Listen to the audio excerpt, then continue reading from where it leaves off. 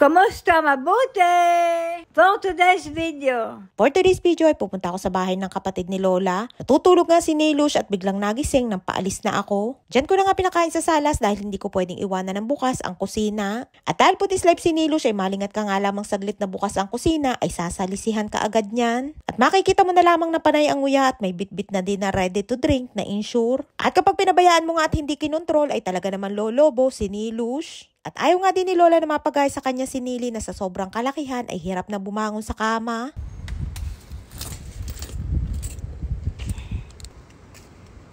Ngunit sa sobrang init ay nagdala na nga ako ng payong at nakasombrero nga ako dahil hindi na maganda ang aking buhok.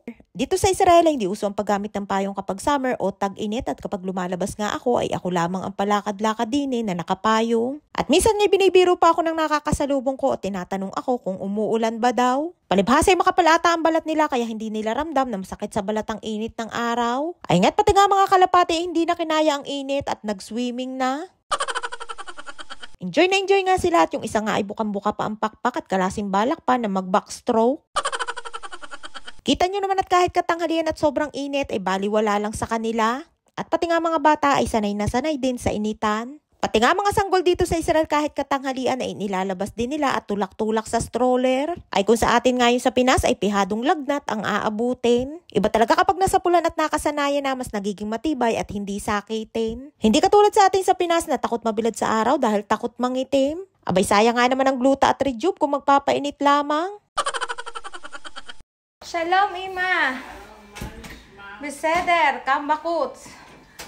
At pagdating ko ay relax na relax si Imadora at nanonood ng TV at nakakumot pa. Nakacentralize nga ang kanilang aircon kaya hindi ganun karamdamang init sa loob ng bahay. Munti ko pa nga malimutan na ibigayan sobre na may lamang pera at pinabibigayan ni Lola. May 200 shekel at bayad ni Lola yon sa kanyang pinabili na serum. At meron ding cheque na 3,000 shekel o mahigit 50,000 pesos sa pera natin sa Pinas. At regalo yun ni Lola para sa apo ni Imadora na bagong panganak. At mapapasana all ka na nga lamang, sana nga ay lahat ng bagong panganak ay may ganan Lola. Mabait nga si Lola at mapagbigay at kahit nga sa kanya mga apo na malalaki na kapag pumupunta sa bahay ay binibigyan niya din ng pera. O diba kahit walang trabaho si Lola ay namimigay ng pera. Kanya tiniklop ko ng aking payong at sa sobrang lakas nga ng hangin ay nagtiwarik na. May nakita nga ako din na bagong bukas na tindahan at dumaan nga ako at bibili ako ng panggata. Gagataan ko yung aking binili na pusit sa Tel Aviv nung nag-day off ako.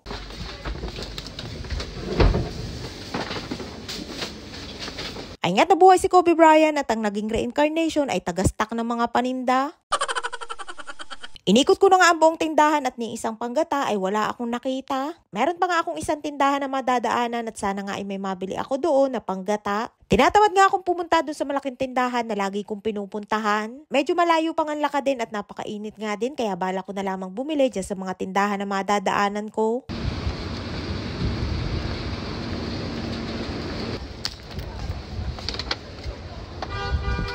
Eto na nga yung isang tindahan at magbabaka sakali ako din na baka mayroong tindang panggata. Ay mukhang mapapagaya nga dun sa isang tindahan na aking pinuntahan ay kahit anong ikot ko ay wala akong makitang panggata. At ang ending nga ay lumabas din ako nang walang nabili. At dahil gustong gusto ko nang agataan yung puset ay di ang ending ay dun din ang aking punta sa malaking tindahan na lagi kong binibilihan at dun ay siguradong may panggata. Paborito ko nga ang ginataang puset kaya kahit kainitan ay hindi na ako nagpaawat na pumunta dyan.